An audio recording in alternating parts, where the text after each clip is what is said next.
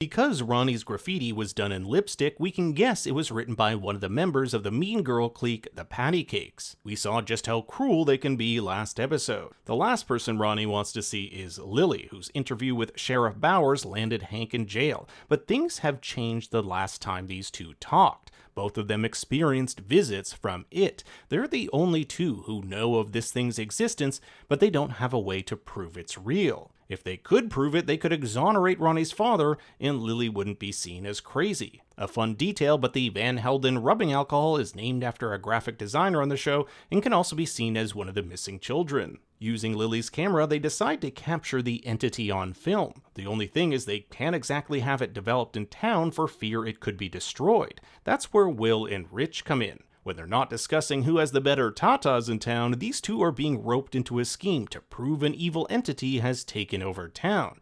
And Will, with his science knowledge, just might be the go-to guy to help them develop this film. Lilly brings them to the Derry standpipe, the abandoned hideout Maddie took her to in episode 1.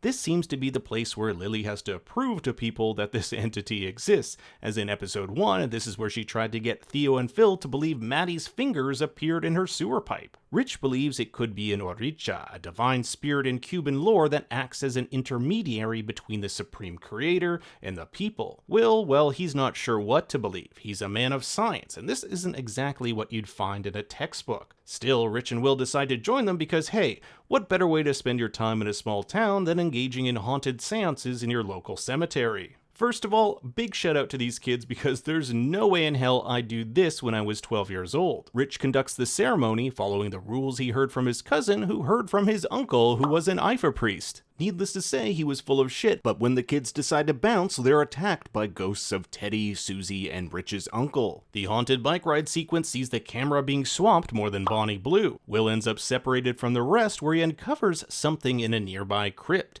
You can actually catch 2 glimpses of it, one here and one here. It isn't until the film's developed, however, that we get a look at what it is. Breaking into the school's photography lab, the kids develop the photos. One of them shows Teddy's ghost, while the other, the one Will took in the crypt, shows Pennywise. So we have this quote-unquote proof. What's gonna happen next? And I'm gonna guess not a heck of a lot. The powers that be in Derry are already primed not to believe anything that proves this entity's existence. In my last video, I talked about how the town subconsciously looks past all the corruption and violence the entity instills on the people. I'm thinking 3 things could happen next with these photos. A, they could be destroyed. B, when the adults look at them, the ghosts have vanished. Or C, it isn't good enough proof, or they're too blurry for anything to really change.